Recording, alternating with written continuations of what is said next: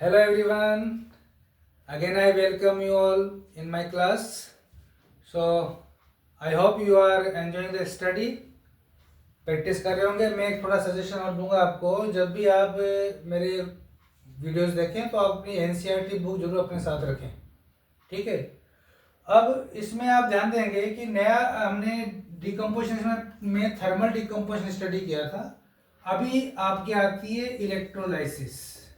Electrolysis के अंदर आपके एक्टिविटी दिया हुआ है 1.7.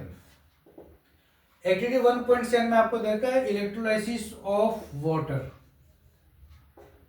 अच्छा टॉपिक है.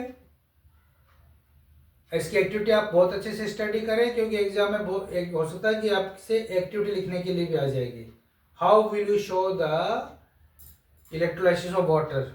Draw diagram to show this. तो इसका डायग्राम बनाने के लिए भी आ सकता है और एक्सप्लेनेशन के लिए भी आ सकता है. पहला टाइप का क्वेश्चन. तो दूसरा इसमें आता है इंफॉर्मेटिव क्वेश्चन. इंफॉर्मेटिव क्वेश्चन का मतलब है कि जो एक्सपेरिमेंट हो रहा है, एक्टिविटी हो रही है, उससे रिलेटेड कुछ स्टेटमेंट्स होते हैं.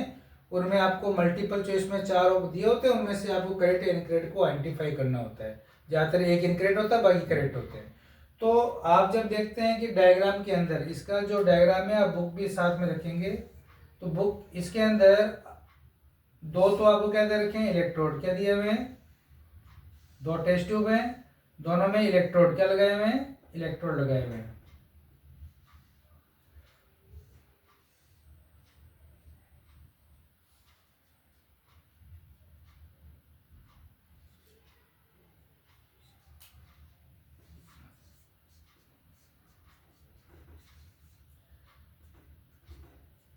ये प्लस वाला क्या हो गया? एनोड. और माइनस वाला क्या हो गया? कैथोड. इसमें क्या मिक्स हो, क्या डाल रहे हैं? वाटर. क्या वाटर डाला होता है पूरा. अब इसके अंदर इंफॉर्मेशन क्या है? पहला इंफॉर्मेशन तो है कि जो ये इलेक्ट्रोड्स हैं, चाहे एनोड है कैथोड हो, ये किसके बने होते हैं? ग्रेफाइट. तो एक तो इंफॉर्मेशन हो गई electrodes are made of graphite. पहला इंफॉर्मेशन. सेकंड इंफॉर्मेशन है ये जो वाटर होता है, वाटर में few drops of dilute acid भी हम मिक्स करते हैं.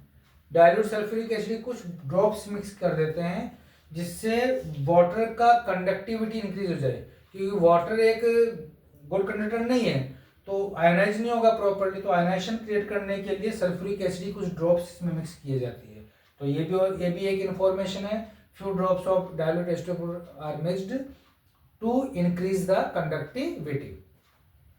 Third thing, bubbles produced in both the test tube. Both the test tube, दोनों टेस्ट ट्यूब में क्या बनेंगे? बबल्स बनेंगे. बबल्स बनने का मतलब क्या हो रहा है? इवोल्यूशन ऑफ गैस हो रहा है. दोनों में गैस बनेगी.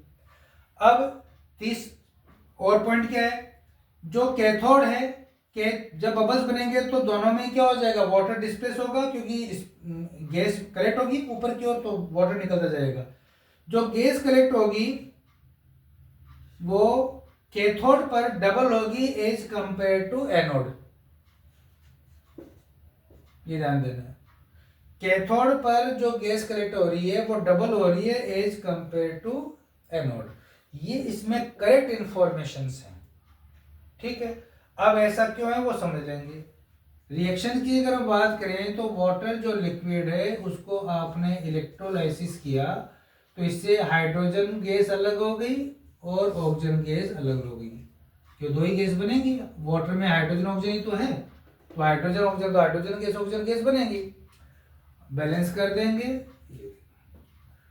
तो यहां पर आप देख रहे हो हाइड्रोजन डबल है देन द ऑक्सीजन. तो 2:1. Hydrogen collected double than the oxygen. इसमें याद रखने वाला पॉइंट मेन होता है कि which is form at cathode and which is at anode. Question बहुत डायरेक्ट आ जाता है इस पर. तो कैथोड पे कौन सी बनेगी? हाइड्रोजन. क्यों? कैथोड नेगेटिव टर्मिनल है और एनोड पॉजिटिव टर्मिनल है. कैथोड पे कौन जाएगा? Electropositive element. हाइड्रोजन एक इलेक्ट्रोपॉजिटिव एलिमेंट. हाइड्रोजन H+ बनाता है, इलेक्ट्रोपॉजिटिव है. और ऑक्सीजन हमेशा O-2 बनाता है, नेगेटिव है. तो वो जाएगा एनोड पे. तो cathode hydrogen always collected cathode. चाहे हाइड्रोजन हो या और कोई इलेक्ट्रोपॉजिटिव एलिमेंट हो, जितने में मेटल्स हैं वो सब इलेक्ट्रोलाइसिस प्रोसेस में कैथोड पर ही कलेक्ट होते हैं। ये कांस्टेंट थिंग है, इसमें कोई ज्यादा रखने की चीज नहीं, एक ही बार आपको याद करना है। कोई भी इलेक्ट्रोपॉजिटिव एलिमेंट हो, चाहे वो हाइड्रोजन है या कोई मेटल है, इलेक्ट्रोलाइसिस प्रोसेस में वो कैथोड पर ही कलेक्ट होंगे। ठीक है, तो यहाँ पर कैथोड पे क्या बन गया, हाइड्रोजन गैस, और एनोड पे क्या बन गया, ऑक्सीजन गैस। यानी कैथोड पे डबल वॉल्यूम क्रिएट हो रहा है, क्योंकि डबल हाइड्रोजन जो डबल वॉल्यूम में क्रिएट होती है, और ऑक्सीजन इसके कंपेरिजन में सिंगल वॉल्यूम में क्रिएट होती है।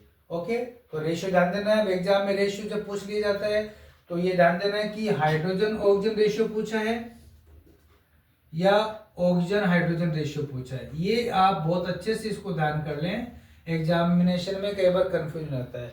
आपने तो 2:1 याद कर लिया सीधा सीधा, अब एग्जाम में पूछ लिया कि ऑक्सीजन हाइड्रोजन का रेशियो क्या होगा, तो ऑक्सीजन पहले है ना, तो फिर तो 1:2 हो जाएगा।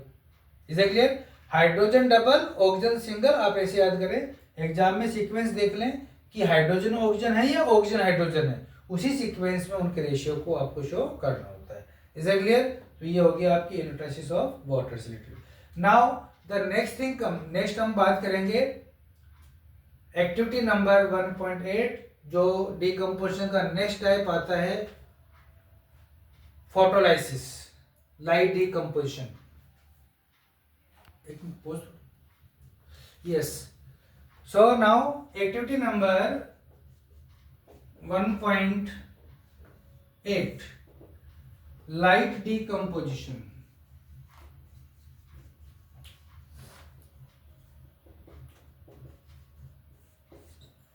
लाइट डिकम्पोजिशन, अगर सनलाइट के प्रेजेंस में या कोई भी लाइट हो सकती है, उसके प्रेजेंस में कोई केमिकल कंपाउंड ब्रेक डाउन हो जाए तो उसको हम लाइट डिकम्पोजिशन बोलेंगे या फोटोलाइसिस बोल सकते हैं। इसके अंदर आपके 2 एग्जांपल से एक्टिविटी के बारे में बात करूं तो जैसे सिल्वर ब्रोमाइड है AgBr, ये येलोइश कलर का कंपाउंड है।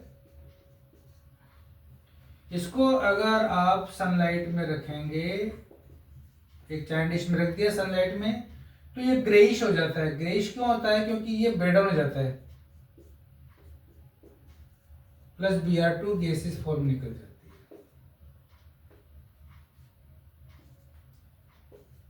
है। ऐसे ही अगर आप सिल्वर क्लोराइड लेते हैं 2AgCl, जो कि व्हाइट क्रिस्टल्स हैं,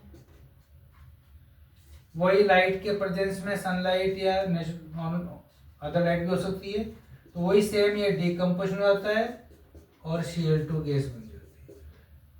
तो यहाँ पर ये जो कलर दिखाई दे रहा है ये ग्रेइश कैसा हो जाता है, ग्रेइश कलर हो जाता है। तो सिल्वर ब्रोमाइड और silver chloride turns to grey on putting in the light. Why is it so? Due to the decomposition. Due to the decomposition of these compounds, silver is formed. That's why they turn to gray. Direct question आ सकता है इस पर question exam में, multiple choice में बहुत बार question आया हुआ है इसके ऊपर। ओके, कि सिल्वर ब्रोमाइड और silver chloride anyone can be given turns to grey in the presence of light. Why is it so? Because due decomposition silver is formed. Due to decomposition what is formed? Silver, that's why they turns to grey. Is that clear? और इसी में एक included है, these reactions were used in black and white photography.